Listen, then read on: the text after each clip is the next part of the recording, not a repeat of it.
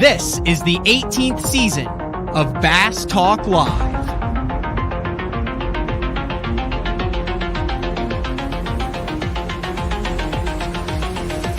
With your host, Matt Pangrath.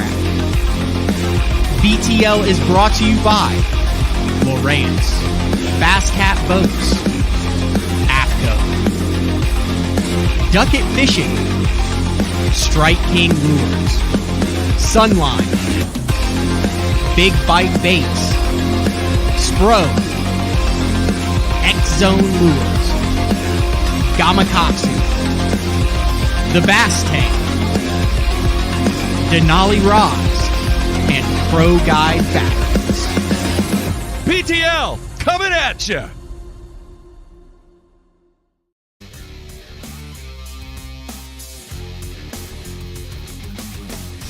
It is Monday, January 3rd, 2022. Welcome to BTL, where we're going to talk about bass fishing. And we're probably going to talk about bass fishing. I'm joined by Bradley Hallman for the first show of 2022. Bradley, thank you for coming in studio for my maiden voyage. We did it back in April after Jeffries had a slip and fall, but it was under a little bit of different circumstances. Jeffries was actually recovering from a traumatic head injury, but he was in the house. He was able to come out. Jeffries is now teaching, coaching, molding the minds of the youth, and it's just me and you to kick off 2022. Dude, super excited to be here. New era, the Matt Pangrath Show, BTL. I already messed it up. I know, I can hear an echo. I know, you got to get up, and I had it turned on the YouTube channel over there, so we got to turn that one down. Rookies. Can you do that? Absolutely. I made it 11 seconds. But hey, the YouTube feed definitely is working. Just pause it. Okay, Brad, there's a reason why I had you in studio for the very first show of 2022. And I don't think that you even know the reason. Like, it sticks out to me. You know how there's certain events in life that, like, stick out to you, but maybe the person that was involved with it, it's like just another day for them. Yep. That was the case with me and you back in 2007. Do you have any idea what I'm talking about? No. 2007? Yes.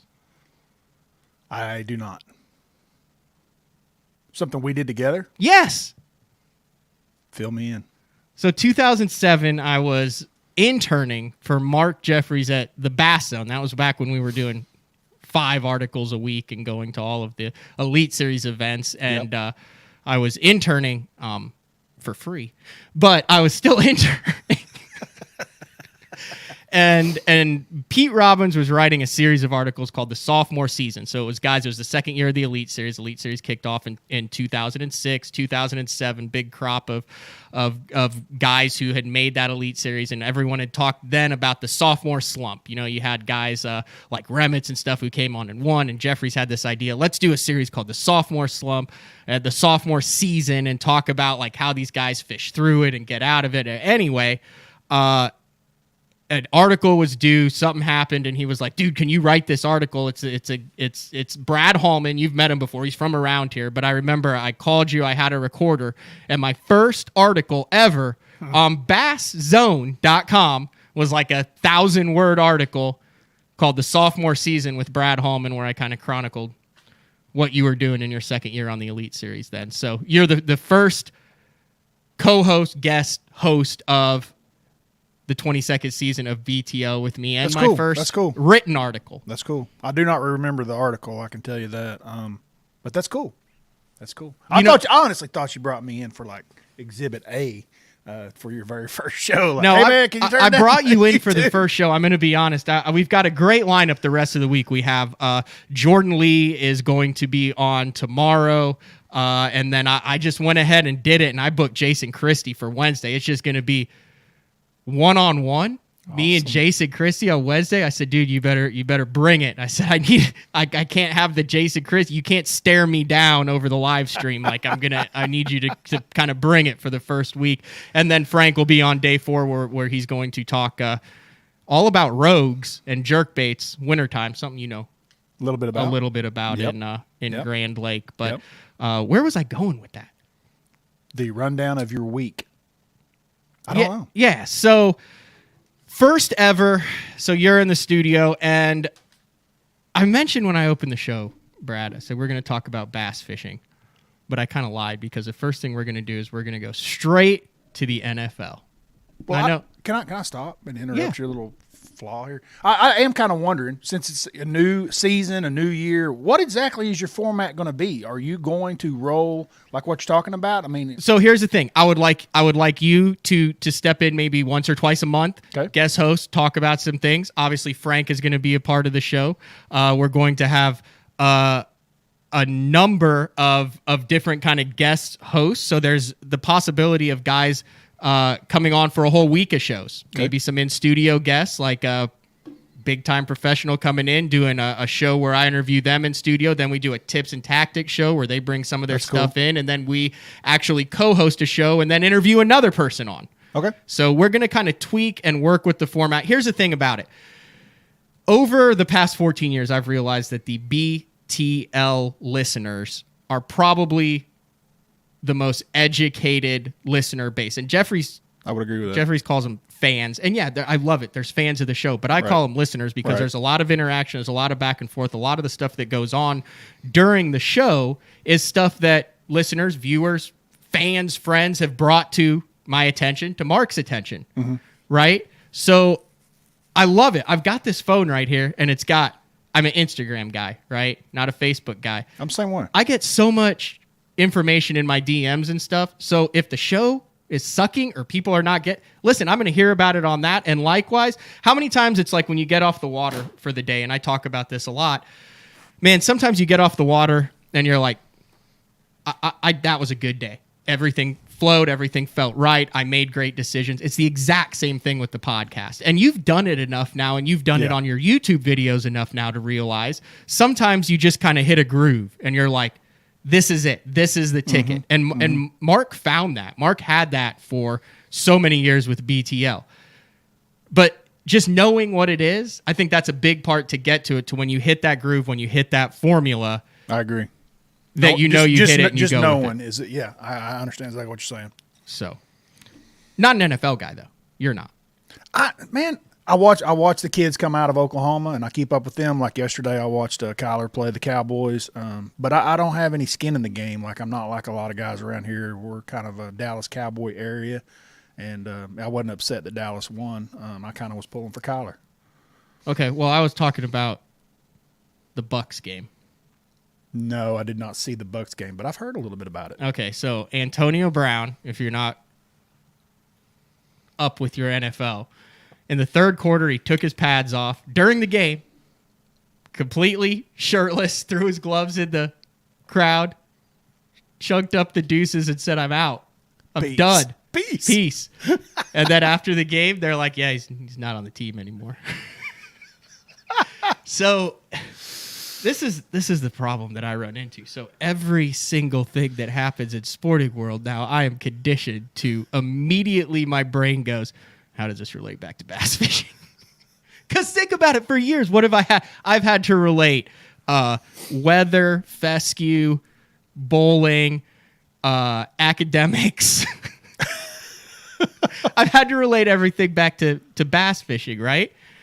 So I'm like, dude, there is an obvious parallel to what went down here. Now, obviously a little different between an NFL player and this, but I was like, has this ever happened in fishing? Has anyone just been like, nah, I quit? And I see a couple people that are mentioning it on the instant feedback. I want to go back to May 19th, 2018, and I pulled up this video. So this was 19, 20, 21, a little bit over 3 years ago.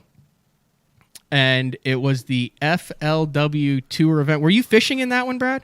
What year? 2018? 2018, the one that Lambert blew away. Absolutely. Yeah, what do you remember about that event? Yes. Because you've done well on Kentucky Lake before. You've top 10 Elite Series events there. Yeah, I had a good event there that week. I mean, not top 10 week, but I think I did make the top 20 that week. It was So you were fishing that day? Some of our No, I was not. So I didn't make the top 20. Oh. I was not fishing. I did have a good event. I remember it specifically because I remember catching like a 7.5 pounder on the first day, and this was a tough place that year. And it propelled me for a pretty good week. I do know exactly what you're talking about, though, and he did. He hung it up. I'll just read it straight off of the day 3 article from the FLW, the MLF website. Now, shortly after takeoff, Lambert and Haynes, we're talking about Randy Haynes, I wouldn't even say arguably the best ledge fisherman. He's the godfather. He's the best. Yeah, he still is. Yeah, he had a lot to do with a lot of people that are still And Lambert considered. even said that. I watched the clip this morning. Yeah. Lambert, after he left, not giving anything away here. I mean, he's even had a lot to do with like Mark Rose. I know Rose spent a lot of time with him years ago. I mean, a lot of the best ledge fishermen in the world have learned from Randy. Yeah. So shortly after takeoff, Lambert and Haynes both arrived on the same spot, literally the same spot. They were touching boats. A well-known community hole at the north end, the spot both anglers fish. Lambert arrived first. The two anglers fished side by side for several minutes. Lambert caught a couple keepers. Frustrated by the situation, Haynes chose to leave the area, return to the ramp, and withdraw from the event. Yeah, he put it on the trailer. And here's the thing: he still finished 12th, made $12,000, and I remember he still made the cup that year. His exact quote was, "I'm fixing to go to the house." He said, "I got work to do," and he strapped it up. But that just kind of reminded me of a parallel there with the Antonio Brown. Obviously, that was a lot of money on the line for both of those guys. Yeah, I mean, he was leading the event when that happened, I believe. It was really weird, really weird. I got it, but I'm kind of an old head with that kind of stuff. But I got where Randy was coming from, and a lot of people didn't. It's a modern way of fishing, and that came from years and years and years and years of being out there by himself. Right. And I'm not talking about just on Kentucky Lake. I'm talking about triangulation. Yeah, triangulation days, flasher days. Where what the hell is that guy doing in the middle of the lake? That place was the moon when he was out there. And it's just evolved to where it got more and more and more crowded to the point to where someone who you have respect for and they have respect for you still just pulls up, and then they have and it just, dude, that's years of, it wasn't just that one deal, right? This comes from how many times he's been at Pickwick and had places taken from him. I mean, it's constant. And nowadays with all the electronics and stuff that we have, it's those places aren't hidden anymore. Is it fair to say that you can at times be a little grumpy, Bradley? No, that's not fair. Me, that's grumpy? Not fair at all? Yeah, well, in the mornings, man, I'm not a morning person for sure. Have you ever just, maybe you have in a tour event or something, just been like, I'm over it, and just put it on the trailer hours early? No. Put it on the trailer during the tournament? Even a Wednesday nighter. You've never been out at Thunderbird, at Hefner, in the early days, and it's just not going well, and you're just like, I'm over it. I've probably been over it, but not to the point that I put it on the trailer. But I probably should have put it on the trailer because I was probably mentally out of it. But, man, I try not to let myself get that far down the road. What's the earliest you've ever checked in without fish? Like the earliest you've just, it's never been an hour, 2 hours. No way. Haven't caught any. No way. You're either freezing or hot, and you just say, I'm done. Dude, if I'm 10 minutes in before my flight, that's early for me. Like if I'm 10 minutes early, that's early. I think you're in the minority in that. Man, it only takes a couple of casts and things change. I've caught, dude, I literally have caught. I can remember one tournament which we were on a place at Falcon with big ones, but I told my co-angler this is the last cast. I told him that 3 times. The third time I said last cast, I caught an 8.5 pounder. Like it can happen. So I usually fight to the very end no matter what. Even if I'm sucking, I fight to the very end. Yeah, I think a lot of people do that because how many times have you been to the tournament and when you check in, like I think this happens a lot in tournaments. You check in like on Wednesday nighters, especially on Thunderbird, and you've got 2 or something, and you roll in and everyone's already pulled out. Yeah, yeah. I mean that happens in the opens. On the tough opens, I noticed that at Smith. I noticed it at Grand.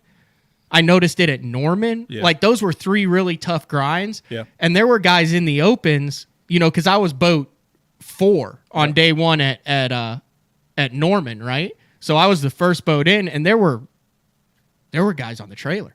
Really? Like not broke down, like they were taking it to the house. They were done. It's just not. It's never been my deal. Now, I've been frustrated on the water. Because that's really what the question is. Have you ever been as frustrated as Randy was? I'm sure there's been some times.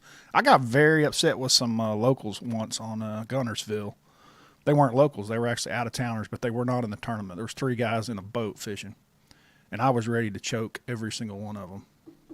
But it wasn't to the point where – That wasn't the one we were – It was so bad that when I got done with the spot, I drove to the middle of the lake just to get some clothes off and to scream out loud. I had a Marshall with me. That was an Elite Series event. It was so bad. Dude, I just had to get rid of some pin-up because I couldn't go AWOL on them. They were just all over the rules of sportsmanship. Dude, it was terrible. I was sitting on a spot that it was the first thing in the morning. It was the first day of the tournament. I pull up on it. I got Van Dam about 150, 200 yards from me. So you're in the right spot. I'm catching them every single cast. He's catching them every single cast. When I found this place, I caught 2 7s back-to-back casts like 3 days prior. I mean, it's a school, right? Mm-hmm. And I pull up there, and they're on, and it's every cast. Kevin's catching them every cast. I'm catching them every cast. He's got his little spot. I got my little spot. He's got his 50-boat flotilla watching him. And a boat comes in later, which I honestly thought was coming to watch Kevin, and no, they were coming in, and then I thought, well, what are they doing? And the next thing I know, they're casting right. I mean, the place was the size of these 3 tables right here, the sweet spot. And, I mean, it was bad, dude. I'd catch a 5-pounder, he'd catch a 7-pounder. I'd catch a 4-pounder. Did you talk? What'd you say to him? I said, what are you doing? Because I was already there fishing. I was catching them every cast when they came off pad. Right. Like, I'd already got like 3 in the live well. There's 3 guys in a boat from Tennessee. Oh, did you pull Dude, the believe whole, me, Did you pull the whole, I'm from Tennessee too? No. Oh. I was trying to avoid the conversation where it went, well, hey, give me your address and I'll come visit you after this tournament's over. You were that mad. I was that mad. I told him, I said, dude, what you're doing is wrong. He said, well, we're here for a guide trip for the weekend, and this is the only good spot that our guide showed us, and we're going to fish it. That's what he told me. Now, There was 3 guys in the boat, and 2 of them were older men in the middle and the back of the boat, and they never once made a cast up there. They threw out in the middle of the river because they knew what he was doing was wrong. But the guy on trolling motor, he was all in. So we sit there and you kind of tried to position the boat where you get closer and closer, and then by the time it was done, we were each catching fish every cast, and by the time it was done, just trying to boat position to block him, we end up to where we're basically sitting right on top of the school, and it's over. And I still caught like 18 pounds out of it, but it was a place that I potentially could have caught 25 pounds off of. But just in frustration when it was over, because, at that point, I just quit talking to him, and we just fished, and I got this Marshall with me who you just met the night before, and he was from Gunnersville. And, dude, I started it up. I drove out to 3 miles up the lake and just stopped in the middle of the lake. I killed the motor, took my life jacket off, got rid of some clothes, and just screamed as loud as I could. I sound like Jeremiah Johnson after he killed the last Indian. I had a lot of, and then I got the day back and ended up catching them on a couple more spots. But yeah, it destroyed that one. That's a good one. I remember one time I was shooting Jared Littner back when they had co-anglers. And Littner's co-angler was literally just dragging a Cinco behind the boat, and he caught like 4. Mm-hmm. Like not even, and Littner was up there, and he was finesse fishing, and his co-angler hooks up again, and Coles, because I was been there, and, Littner's fishing, and he loses one, and he just spikes his spinning rod on the front deck, and pieces just go everywhere from the spinning reel. Right. And he did the same thing. He pulled out, I remember, because I was with Harold, and I was like, yeah, I think we're done. Like, we're done. I kind of want to get away from this situation. Jared can be a little grumpy, too. And he went out in the middle because we watched him, and we were driving around, and he was out in the middle for a while, and he came in with a good bag. Yeah. And I said, what happened? And he's like, I broke a spinning reel, got it out of my system. I went back, regrouped, and had a good day. Yeah. It happens. I actually got 35 Angler of the Year points because I came in early this year. Yes. At Oneida. Yes. Which you weren't technically early, but then. Well, no, I did come in. I came in 10 minutes early with 3 fish in the live well, strictly because I had been eating 4-footers all day. Bilges had been running constantly. It had been an absolute struggle for me. I had 5 drop shots on the front deck, and a pickerel had just mangled my 5th one. And I look down and I've got nothing functioning. I have 5 spinning rods on the front deck and they're all 5, none of them in fishable condition. And I remember thinking to myself, by the time I retie, I'll only have like 4 or 5 minutes to fish, which is a lot because I was right out there and, close to the takeoff. Yep. And I literally said, screw it. And I strapped my rods down and came in. Now, I didn't know that I was coming in 3 minutes late. I thought I was coming in 7 minutes early. Yep. So it actually saved me because if I hadn't, I don't know if I'd call that giving up, but I came in out of frustration, anger and frustration. I get it, man. I get and it. it actually, I'd have finished like 100. I'd have finished I'd have zeroed that day because I only had like 10 pounds. So if I'd have been 10 minutes late, which I would have been, then I would have zeroed. So it actually saved me coming in early. I just remember how upset you were. It was Panger at a whole new level. Yeah, that footage will never never see the light of day. I'd be remiss if I didn't ask you, and I kind of know the answer to this. It's probably not very pleasant, but how'd the holiday season go, Brad? Dude, it was good. We had a lot of sickness in the house. Christmas morning at 4 a.m., it started with my 13-year-old daughter not making it to the toilet and puking all over the wall of the bathroom and then the bathroom floor. My mother had come to spend the night on Christmas Eve, so she was in bed with her, and she had run to get away, probably concerned it was the COVID, and she fell down the stairs at 4:30 in the morning. This is simultaneous?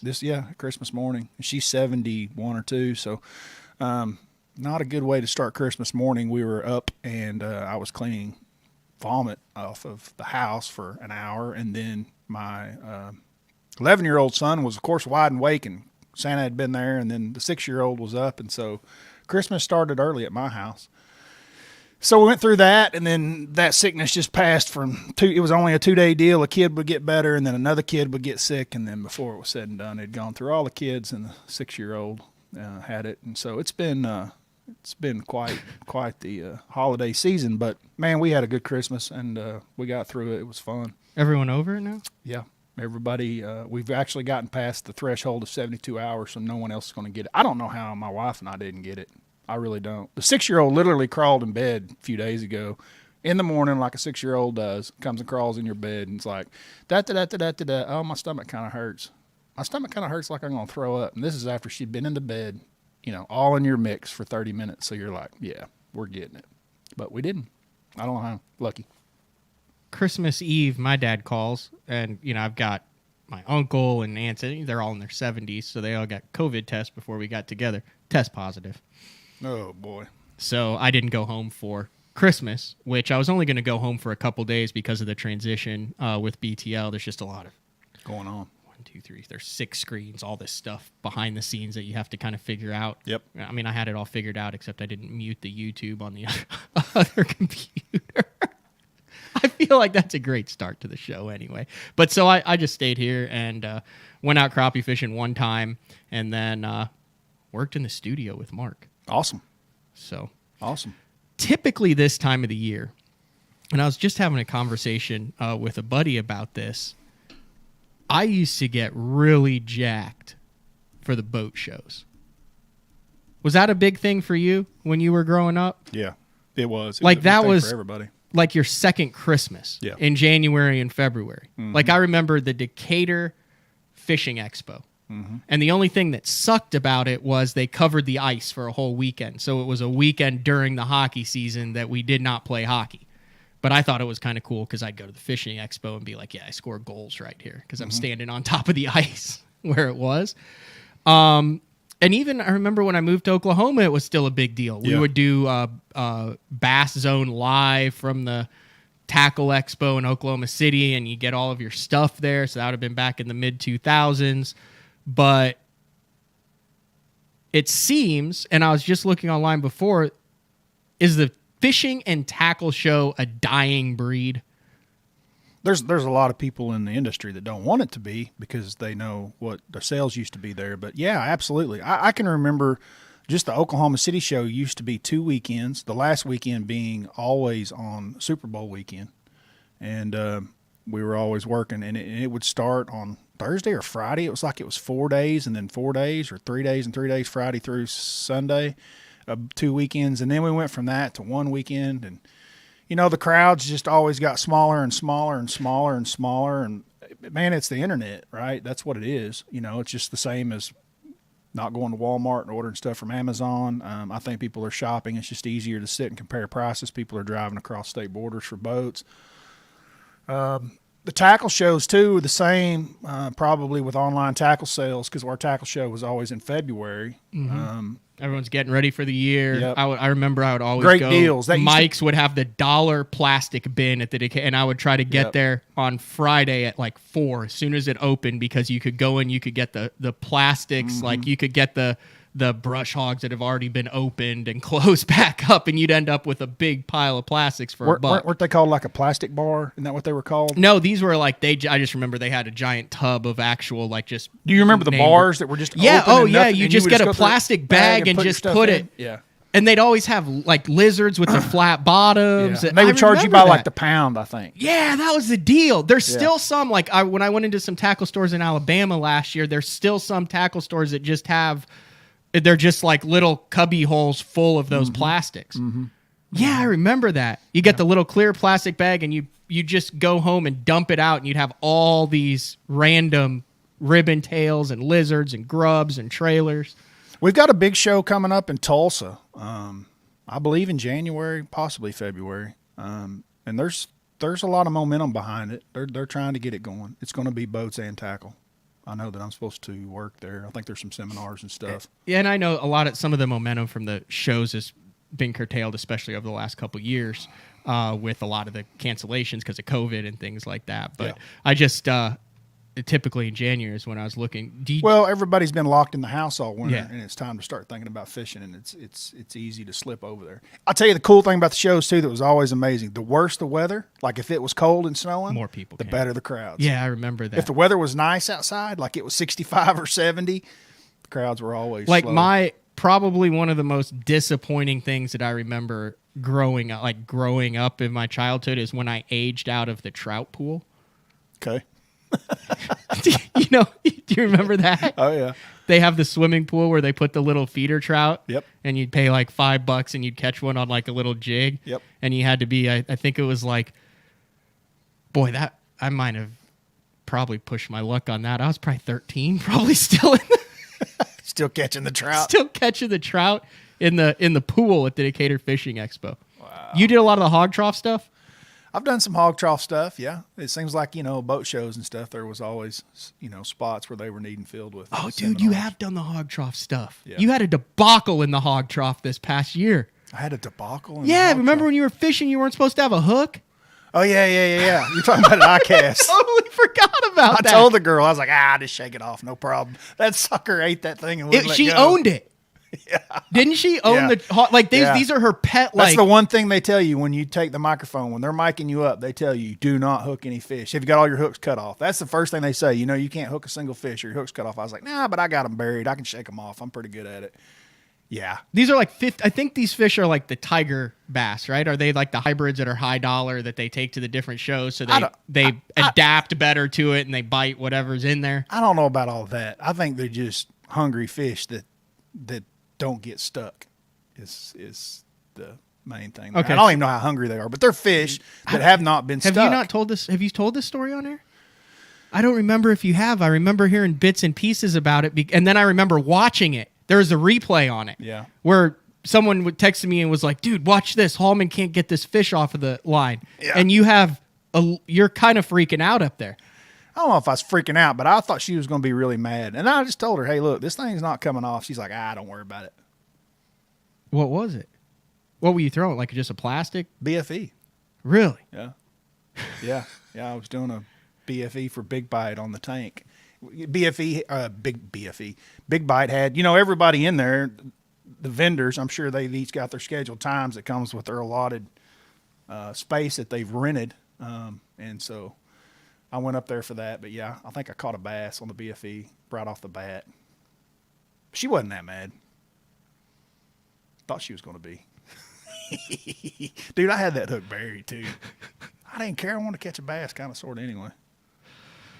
All right, we're going to take our first break of the 2022 season, but when we come back, we're going to get into a little bit of how the next month, for a lot of people, and we kind of talk about this every year, but I feel with technology, with scheduling, with live, with YouTube, that the winter months and preparation has really kind of morphed and evolved for some anglers.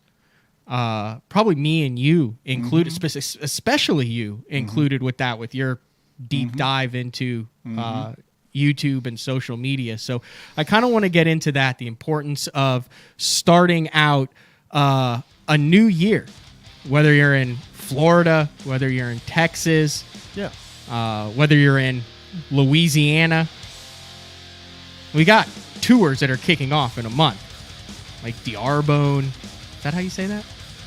I think Lake so. D'Arbonne. I don't It know. looks very dangerous. I've seen some photos of it. And Sam Rayburn, and then down in Florida. So we're going to run some ads. We'll be back. First show, January 3rd of 2022. This is BTO with Matt Pangrak and Bradley Hallman. The Ultimate Fishing System by Lowrance. Your choice of powerful fish-finding tools, all connected. From sonar and trolling motor to navigation and networking. To fit the way you fish. All with touchscreen control from HDS Live, the heart of your system. Find more, see more, catch more with the Ultimate Fishing System by Lowrance. Upgrade to the Ultimate Fishing System and get up to $1,000 cash back. The new Puma STS has been redesigned from the ground up. With the angler, design, function, and performance in mind, nothing on this new offering was compromised, and the only thing carried over from the previous version is the name. Based on the Soft Touch series hull that started with the flagship Jaguar, this new model is nimble and performs incredibly well at all speeds with either a 250 or 300 horsepower engine. Featuring a new 96-inch wide-body footprint, this hull measures out at 20 foot 7 inches in length. Industry-leading design coupled with tournament-winning performance. The Puma STS from Basscat. Feel the rush.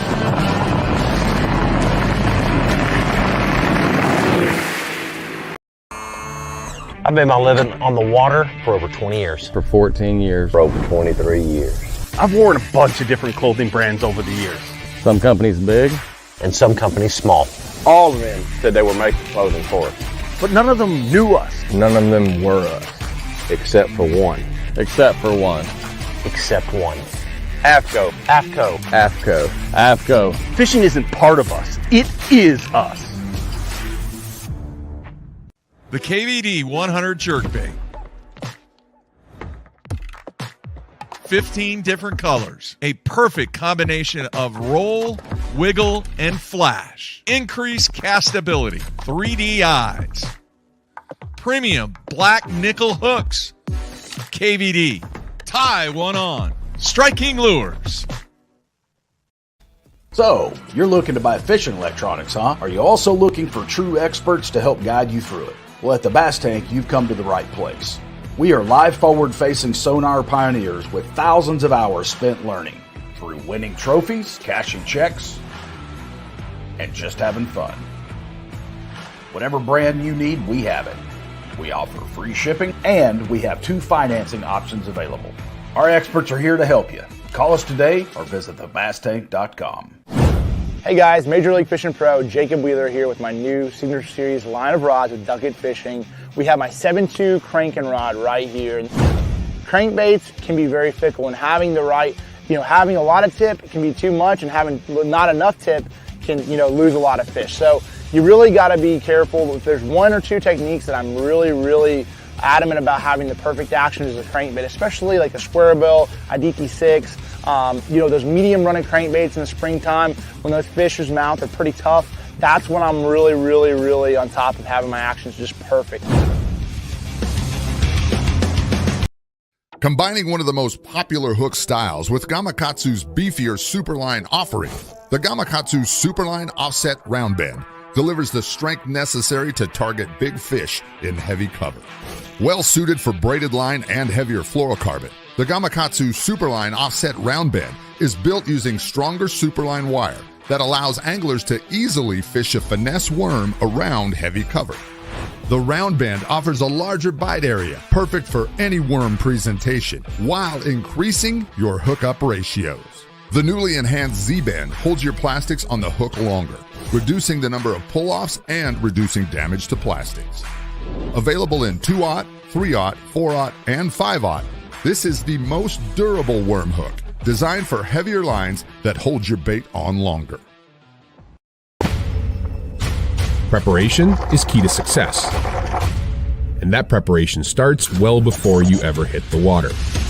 You're only as strong as your connection to the fish, and your line is that critical connection.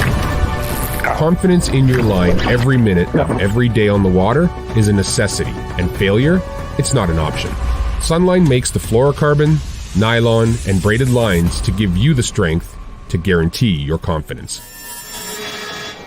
One of the cool new jig heads that Big Bite came out with is the ram head, named after the golden ram cliff perch, and it's really designed specifically for the Ned style. But one of the cool things about this jig head and the Gamakatsu hook that Big Bite put in it, especially in the 3/16 ounce model, is how versatile it is. You can actually rig it 4 or 5 different ways instead of having to go through a myriad of different jig heads. This will get the job done. A bunch of different jig heads. You can actually very efficiently get the job done with the new ram head. The Spro Little John crankbait has been around for almost 15 years, and it is one of my go-to crankbaits whenever I need a fish in the boat, so you can never have enough new colors. That's why Spro's coming out with a handful of new colors, including Pearl Shad, which has this bleached out white look, but it's got this pearlescent, really, really pretty. We've got Copper Shad, which looks amazing in the water. It's got that purple flake on the back, really, really pops in the water. And then if you want some real pop, we've got Sparkle Shad, nothing but sparkles all over this thing. And then last but not least, we've got the matte Sexy Shad, just a really different looking color for a crankbait. So you want to give them a little different look, that matte Sexy Shad is definitely the one to go with. All these colors are available in the original Little John and the MD.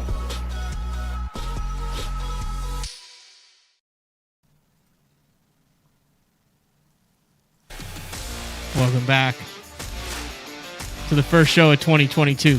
Those transitions will get so much smoother just like a week into this thing.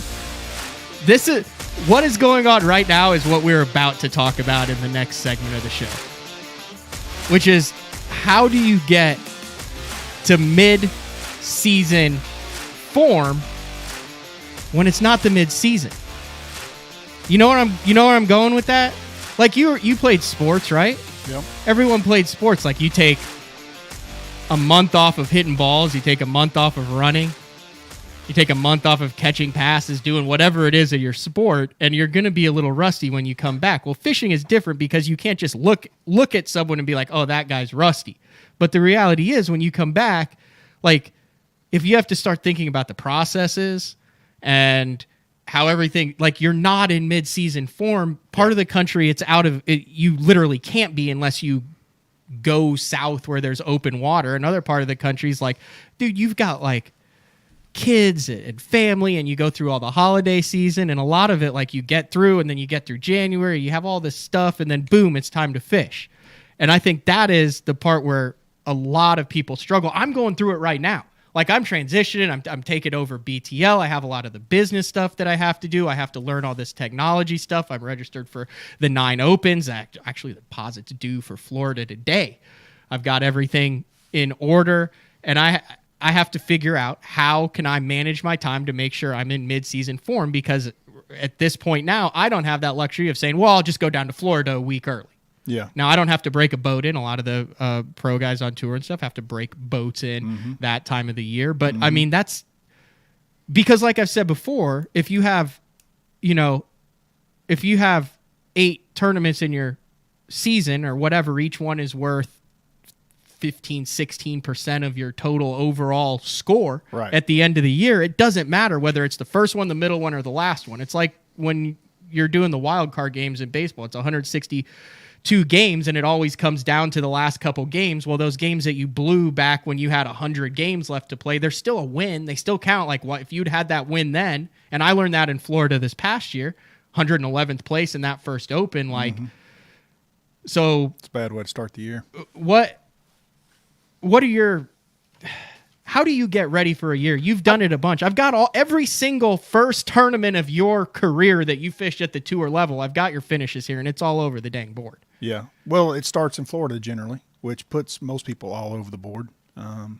That's why a lot of guys hate going down there. I mean, some of the most consistent anglers in the world have a problem with Florida, and that's why. But, man, the biggest thing I think, especially for as you age, just being used to standing on the front deck of a boat for 12 hours a day, 5, 6, 7 days in a row, that takes time. And the only way to get in that shape is to fish. And, man, you can't go fish 10, 12 hours a day most parts of the country this time of year. And I don't know that it's necessary to be in mid-season form where you can just roll back to backs and, fish absurd about a days in a row, along with traveling and driving that far. A lot of guys probably go to Florida a little bit early, stop at a different lake. Like you said, a lot of guys have new boats. There's all different protocols for breaking those in. I spent many of cold days on Thunderbird going in circles, that time of year in cold water. But just being ready, I think, is the biggest thing you can do is just your homework that you do over the internet before you go. So 2016, you win the tour opener, I believe, on Okeechobee. Yeah. Correct? Yeah. Then 2017, you finish 105th in the first one. 2018, you finish 136th in the first tournament of the year. Where was it? 136 was on Okeechobee. I just put little that was 17. Marks next. That was in 18. But so here's my question. You're looking back on it, and you did a great job this past winter on your YouTube series of kind of breaking down. That was something that I did too. You kind of break down, you assess what you need to work on. When you think back to the seasons that you won, I mean, you had a top 10 in 2008 on the Harris chain to start the year out. But this past year in 2021, you finished 145th on the Harris chain to start the year out. Is there anything in your head that clicks that said, I did this different? Is it just... Well, I know that, I know you're a big numbers guy and you're very analytical, and that's how you break down your own stuff. But there's a lot of things that happen behind the scenes that you don't see. So, like 16. That's the year you won. I won, and we can go into that a little bit. 17 was the year that I finished. Was that at Okeechobee as well? No, I don't want to think say so. It was like 18. Rayburn, 18 maybe. 2 years ago. So 18 was Okeechobee again. Well, that year, dude, I had the flu. I mean, full out. 103-degree temperature all through practice, 103, 101, whatever, hot, and all through the tournament.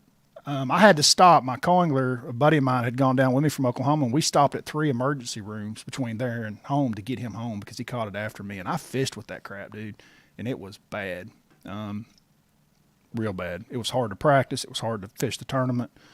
But leading up to the event that you won, was there anything that you could put your finger on that said, holy cow, I did that in December that allowed me to come in with 26 pounds? You know what I mean? Did you feel different? Yeah, it was after I had been off. It was after I left the Elite Series, and I had not fished at a pro level in 4 years. Yeah, your last one, it was 2012, and then you came back, and it was that 16. Your first event with FLW Tour? Yeah. Your first event, so So I had a lot of bent up time there in that period that whenever I came back, I was extremely hungry. So I had done a lot of homework, and then, obviously I was very fortunate too, but stubbornness, because I wouldn't put that flipping stick down. And that was at a time when Okeechobee, right before that, had been firing 30-pound bags. And like I had told myself, I want to flip and flip until I find them.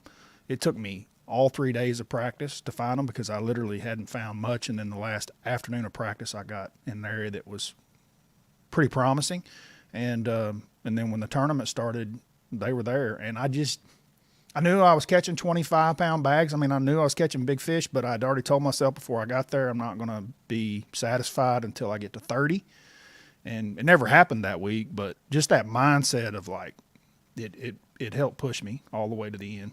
And then, being in close events before, I'd lost an event in a few years before that I'd lost by 1 ounce for $100,000 after 4 days. And I mean, I think all of that led up to allow me to pull the trigger and win. Does that make sense? Like I never was, the moment was never too big because I'd been there before and not achieved it. So like even though it was my first FLW tour event. I mean, I had been on the Elite Series for 6 years. So, I mean, it wasn't like the level of competition was something that I was in awe of. Did you know where you were going to fish before you went down there? No. Like you didn't do any research? 110% did research. You did do tons research, of it, yeah. but you didn't know. Well, I knew that there was, 5 areas that I was going to spend the majority of my time in practice. And you found that in December or in January, way before the tournament? No, I found, at home, just doing research, yeah. But, I mean, it's not hard. I mean, Moonshine Bay, Monkey Box, I mean, it's the same stuff we've been hearing for years. Yeah. I mean, Okeechobee's an easy place to do research on because there's been umpteen thousand pro tournaments there in January or February. So there was a lot of information there to be had. And then you just start looking at the same stuff that comes up over and over and over. But anyway, I mean, I was still in an area that a lot of people were in. I just figured out something a little different in that area, which was the thickest stuff in there. How has your prep changed over the past 3 or 4 years? Because there's so much thing more I talked stuff about. with live. Same thing I talked about on my YouTube channel, dude. It's hard to put that much work into something. I put a lot of work into that one, but it was because it was the first one of the year, and I had been off for so long, and there was a lot of information on that place, a lot. Do you not think you can over prepare? Because there's a lot of information on the first one we're going to this year. Yeah, there's a lot. Yeah, Toho, the Kissimmee chain. Yep, that's exactly. We'll be fishing exactly a month from now. Correct. Right there, it'll be the first day of the tournament. Right, dude. I can remember laying in bed in well, I guess that would have been 15. I mean, 12, 1 o'clock in the morning. I hadn't even gone to sleep, and I got my phone in my hand watching YouTube stuff. Just anything I could find on Okeechobee, anything. Have you ever actually pulled up a random YouTube video? Because, I mean, you got like the Scott Martins and things like that are out there, but there's tens of thousands of people that watch those. Have you ever found one of those gems where you're like, I think where a bait or kind of something he was doing on YouTube actually translated to the tournament, where you're like, man, if I hadn't watched that guy in a kayak with 500 views on YouTube, I wouldn't have caught that fish? So to that Okeechobee tournament, I found during that research period was when I first discovered, and you're going to have to help me with his name because I don't recall, and I'm embarrassed about that. But he used to work for Gambler Baits. He's got a huge YouTube channel now. He lives up on Gunnersville. He's always got the pit bull in the boat with him. The pit bull in the boat? Yep. Not Mikey Balls? Mikey Balls. So Balls was down in Florida. He was working for Gambler, and when you go back and look at Mikey's very early stuff, dude, he's always in this aluminum flat bottom boat. Dude straight up wants to flip 24/7. That's all he does, big stick. And that dude had so many videos of so many big fish all over Florida. But there was one thing that I kept noticing, if you keep watching him and watching him and watching him, was those reed heads. Those reed heads were always involved with what he was doing. But he's always punching, so that, a lot of big fish. But it's eye candy. It's eye targets. It's stuff that you could relate to that, you can pull in on a place the size of Okeechobee and look around and go, okay, that looks right, that looks right, that looks right. And then you start seeing, with Mikey, he's just making videos, not so much about flipping. He's just making videos, whether it be about a gambler bait or the line or whatever. But I spent a lot of time watching him, and I stumbled across him back then in 15. Before he'd blown up. Yeah, before he'd blown up. And he was really good. Yeah, I like watching. And he was my kind of guy because he's, Mikey's he's a fisherman. He's not making YouTube videos. That dude's, he makes YouTube videos. Have you met him ever? Never met him. Never met him. He's big buddies with some of my friends like JT Kinney. I run in some of the same circles, but we've never actually met.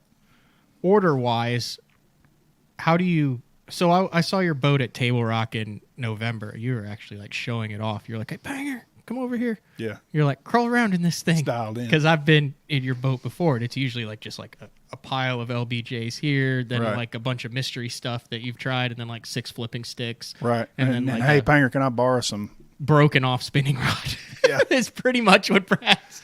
Yeah, no, it was all together. Brad will throw the spinning rod until he breaks off. And that's a sign from the fish gods to put it down for you. But you spent a lot of time this year. You're 100% everything is where it's supposed to go. And I don't feel like you've done that every single year in years past. This is a little... No, I probably went a little extra mile. I just looked at some of the mistakes that were made last year, some of the things I did right as well. But I've really spent a lot of time in my tackle room, out in the garage, tinkering with baits, new baits that I haven't. I've actually been on the phone quite a bit with some of my buddies that tinker with baits quite a bit. Brian New's a big tackle guy. and I like visiting with him because he's got quite a few interesting takes on different tackle techniques. I'm not a tackle junkie like he is and some of the other buddies of mine that I'm talking to, but I'm at least listening whenever they're like, hey, this bait right here could be kind of special, instead of it just going in one ear and out the other, and I don't think anything about it until one of them wins an event with it. I've at least got a couple in my boat. So here's what I learned over the last couple years is I need to get better at having a stock of things that I know I'm going to use. Yeah. Like, you were kind of witness to this at some of the events. Like, I was like, oh, I'm out of that hook, or I'm out of this weight. And literally you were like, how the hell are you out of this? It's the only thing you do. Right. And I'm like, well, that's a valid point. Yeah. So this is a time of the year. So instead of ordering or spending money and getting all these things that I'm not sure when I'm going to use them, my focus on this year is making sure I'm stocked on the things that I know I'm going to use throughout the year, because you end up with, everyone has it and it's all different, whether it's, your hook, your weight, your bobber stop, a specific color, a specific worm, bait. You have something that I've used this stuff for the last 5 years and I'm going to use it for the next 5 years. And it's not one of those things that's just going to sit there. But it's caused stress on me last year because I had this stuff that's in my wheelhouse that was my absolute favorite. And it's 100% on me for not ordering them and making sure I was stocked up enough. Yep. And then you run out of it and then your confidence is down because then you're having to tweak it or you're having to use baits that are over. And it's completely unnecessary stress driving to tackle shops, ordering stuff, from Tackle Warehouse and then paying the overnight and getting everything there that you can fix right now. Because I know I'm going to use that stuff. I think everybody has their own system that works for them. I try to carry and keep it pretty basic what I do, and you don't see me make orders, right? Andrew orders from Tackle Warehouse, I think daily, maybe twice daily while we're at events, and orders tackle. He's constantly buying tackle. Scott Martin does the same thing. He's constantly ordering tackle throughout the practice. And, it works for him. So... But then there's, a lot of guys like myself that, what you're trying to do. I think it's just a personal fit of what fits your system best. I don't think there's a right and wrong. But you still have a core group of things that like how many LBJs do you have in your boat at all times over the course of the year? A lot, a couple hundred. In your boat? Yeah. At any given time? Yeah.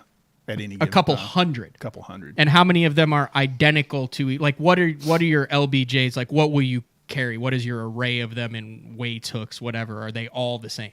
They're pretty much all the same. I have some that are closer to half ounce and some that are a little closer to 3/8. But other than that, they're all brown. They're all identical. If I change colors, I change the color of the skirt or the trailer. And that's how I change colors. I change the color of the trailer. I don't change the color of the jig.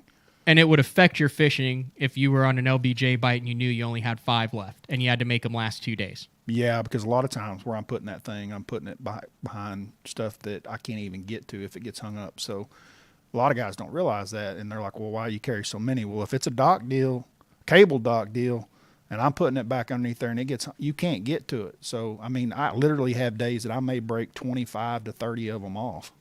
Literally That's 25 my point. A day. So, you put that times a 3 or 4 day event, I want a bunch. That's my point. I need to make sure those days don't come around very often. I've got my version of the LBJ, whether it's the wacky worm, the drop shot stuff, the Ned, the crankbait. And I spent a couple days this year fishing with 3 or 4 in the boat, and that was it. Yeah. Now, when we fished together, and that was a really smooth transition that we're going into this next one, because when we fished together, we fished it was, is that called, what's the day after Thanksgiving? What do they call that? Black Friday. Black Friday. Yeah, so we fished Black Friday. Black Friday, and I got to see, that was the first time I'd ever gotten to see you throw an LBJ. Do you realize that? No. Because we haven't spent a ton of time in the boat together. Right. We've talked to each other a lot in separate boats, but we haven't spent a lot of time in the boat together. Yeah. And I got to see you throw the LBJ for the first time. So here's the coolest thing about it. What is your initial impressions? Because so here's the deal. And we'll get into the tournament afterwards, but this was really cool because we were on, I use a bite in quotation marks. We caught a lot of fish. They weren't the right fish. It was one of those tournaments I was like, well, you might want to put it on the trailer for sure. We got absolutely stomped. We didn't. We were one of the last ones in. We had 4 fish or 3 fish for 8 or 9 pounds, and it took bad. 21 to win. But I say that, and I want to get your initial impressions because we had a couple stretches of docks and banks where my technique was working, and Brad's my wacky worm, you could catch him on it, and you could catch him skipping an LBJ. And Brad picks up the LBJ and starts catching him, and I start skipping the wacky worm and start catching him. That was kind of a cool little deal. Yeah, and it was surprising to me and you both how different the two techniques were because you're probably not catching the same fish ever. No, we're not. You were really focused on the front ends, and I was amazed that you weren't like, if I just pulled up there, I'm not even hardly messing with the fronts. I'm going to the back, and you really had no intention of going to the back. No, you know why? Because I've gone to the back before multiple times, and it's like a 20% land ratio. So I wish we had footage of this. This would have been so cool. So Brad's like, we're in Brad's boat, and he's like, get up there, do your thing. And I pull out it's a drop shot and Ned and a drop shot and a Ned that day. And then I start pitching around and I start catching them. And Brad's like, oh, fine, I'll rig one up. And you catch like a 3-pounder on it. So we do it finesse fishing. But I could tell you're like watching me. And I mean, I'm hitting my targets. I'm hitting the horizontal and vertical cross beams. I'm hitting the shade lines. I'm hitting the back corners of the dock. I'm hitting where you can fish a ladder.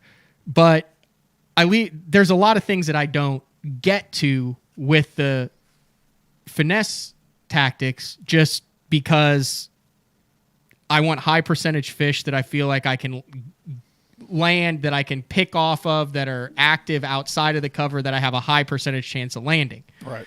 So you broke off a Ned rig. Perfect example. So I'm done with the spinning rod. You pull out an LBJ. Right. Dude, he starts putting that thing like literally to where I'm like, why would you even make that cast? It's like under 2 cables, over another cable, through a triangle-shaped metal hole in a dock, and then it finally goes into the water, and he starts working it. And I'm like, okay. And I was like, well, maybe that was just a one-time deal. It's every single cast. You probably made 80% of your cast where I went, there's no way he's getting anything out of that. Yeah. And you got stuff out. Like, you got the fish out. Yeah. And you're sitting there going, how the heck do you catch a fish? You don't cast where they live. Yeah. Is that a fair assessment? Correct. 100%. Yeah. Like, I wanted in the meat of the heart of the darkest, deepest, thickest. That, to me, is where the big bite comes from. And if you don't put it there, you don't get bit by it. That's my opinion. You got to get her on before you worry about getting her out. That's always been my philosophy. And you get a lot more out than you lose. But you do lose some. But you get a lot more out than you lose, for sure. Do you think that kind of I kind of knew those fish were there, especially with the forward-facing sonar. You can see what's there. Yeah. But did it surprise you how many fish were on the perimeter of areas? 110%. No doubt. No doubt. No doubt.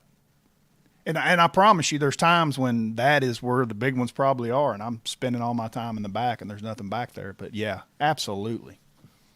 Because that changed me, because ideally you combine it, right, where you have a power and a finesse tandem where you work your way around the dock. I went back to Grand Lake. I was thinking about that on the last day of our open, and I weighed in 4 fish and missed the top 10 cut by less than a pound. And I only had 4. And I caught 25 that day and had 10 pounds. If I would have just put the jig as I was fishing, because that's what I was doing, was dock fishing in the afternoons with the sun up. If I would have just thrown that stupid drop shot around the front as I was going around, instead of just, flying by on high with my jig and skipping it to the back side of it, possibly could have made a cut. But I also thought the same thing from Alabama, too. Yeah. Spinning rod. Chris wants to know what the LBJ is.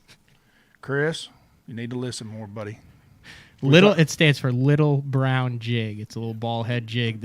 When was the first time you threw that? Do you remember the first time you ever fished the LBJ? I don't think we've ever asked that. I remember the first time I really learned about it. I mean, learned a lot. I was already throwing it. So Eakin's jig had come out and was popular for quite some time. What time? Like what time frame? In the 90s. 90s. Yeah. And Mark Jeffries called me, and it was in the wintertime. And I was fishing a lot here in Oklahoma, and he's like, hey, I'm going to go fish the Central Pro-Am up in Missouri, you ought to come. I said, I've been thinking about that. They're 2-day events. And he's like, yeah. I said, I think I'm going to come up there and just ride with you and fish as a co-angler. And he's like, what?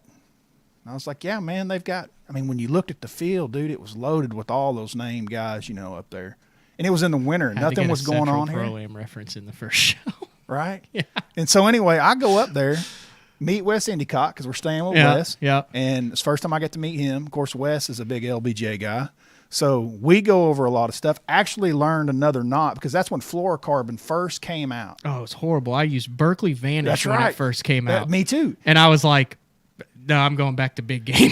I swear they called it Vanish because when you set the hook, your fish would vanish. That's why they named the line Vanish. At first. The first run of the Berkeley Vanish. Every hook set, break. But anyway, it was a lot about knots, different knots that you could tie that would make the strength of that fluorocarbon better on hook sets, that early fluorocarbon.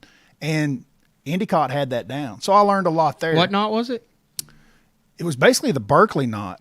It was a single line through the eye of the hook, and then you would go back, make another one with a loop around your finger, and then you twist up the line 5 or 6 like what your dad taught you, the old clinch knot, and then go back. Trilene knot? It was a trilene knot, yeah. That's what you tie with the fluorocarbon.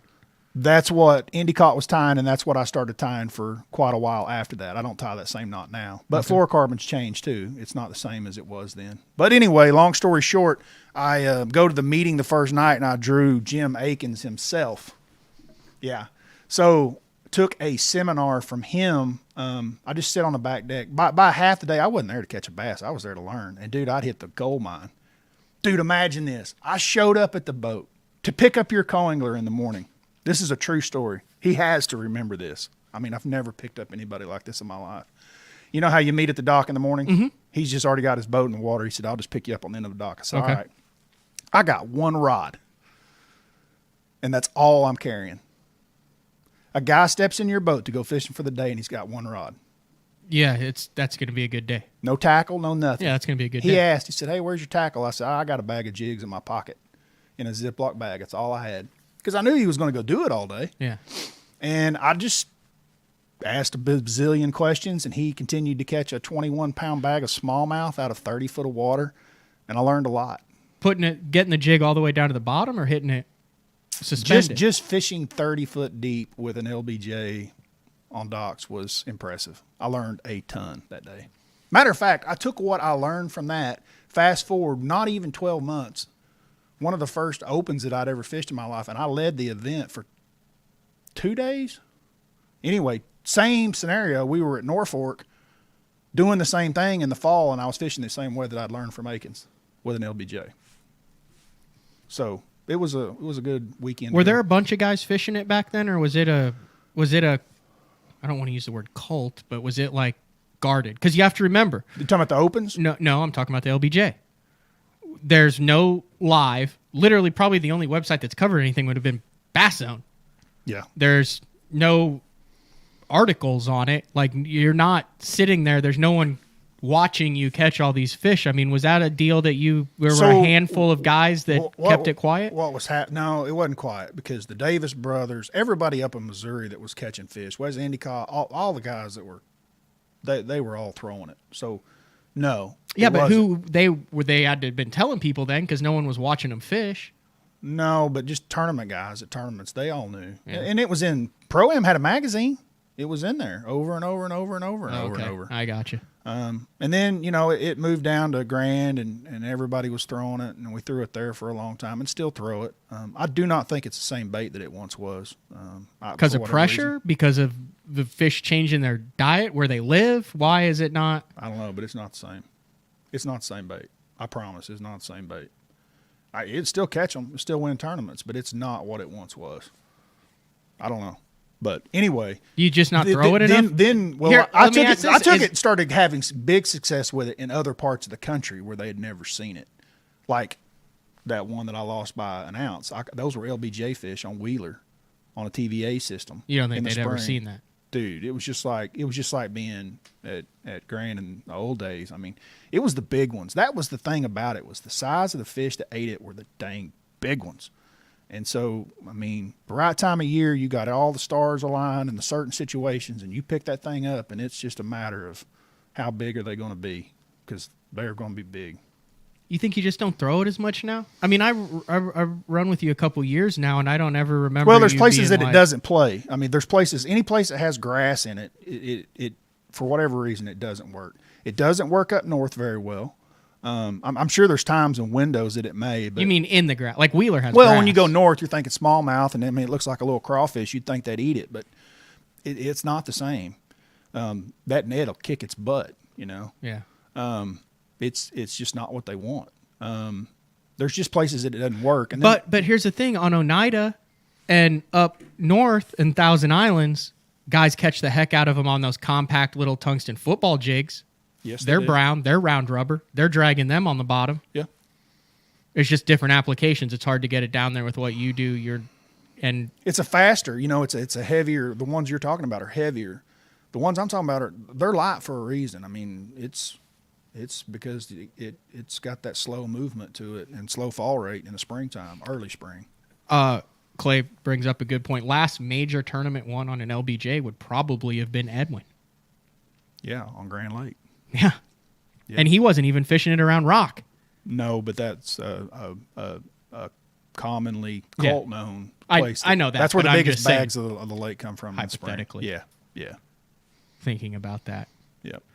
What's next on your agenda? You got any videos coming out? You taking a break? Oh, I've definitely been on a hiatus. Yeah. That's good, though, right? Well, that was part of my, when I sit down all the things I was going to do, that was one of the big ones. You're a guy who needs a break. Yep. I do, and I just wanted some time with the family and the kids, and like, dude, we've been on the run, chasing the opens all over the country and doing all the videos and everything else. I wanted the holidays and some time away.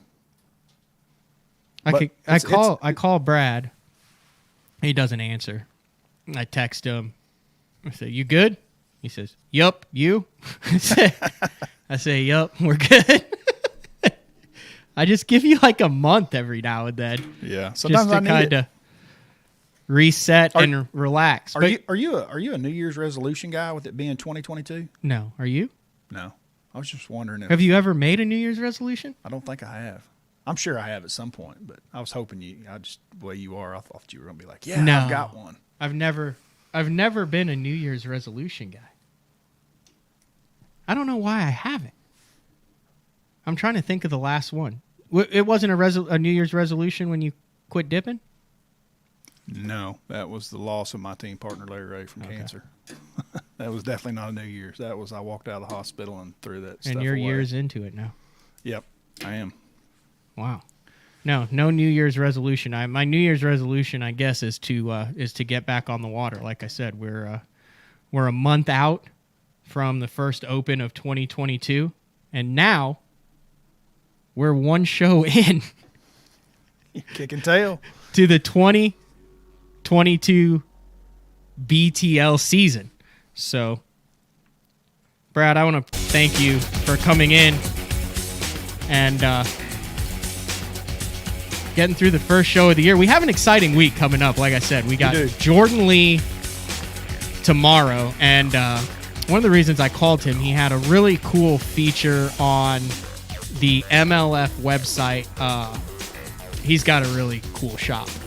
And all of his jerseys that he's won on, his wife has actually had them framed and put above so he can go through and say, that was the one that I won Red Crest. That was the one I caught the fish in Heavy Hitters. That was the one that I won the Elite Series, all that. So I want to talk to him about that. Also, the dude's a veteran now. Like there's a bunch of guys that are younger than him that are professionally fishing, and so we'll talk about that. And then, like I said, Jason Christie on Wednesday. He said He said he had some stuff to do, and then he's been posting a bunch of hunting pictures. So yeah. I think we're gonna have to get him out of the deer stand to get into the studio. Ask him about a YouTube when you got him on. I've heard rumors and grumblings through the grapevine that possibly could be in the making for a YouTube. Like he's gonna start doing YouTube. I think that's. What's it just gonna be like 4 minutes of him staring at the camera, psyching the camera out? You have to ask him. All right, that is it for Monday, January 3rd. We'll talk to you guys tomorrow.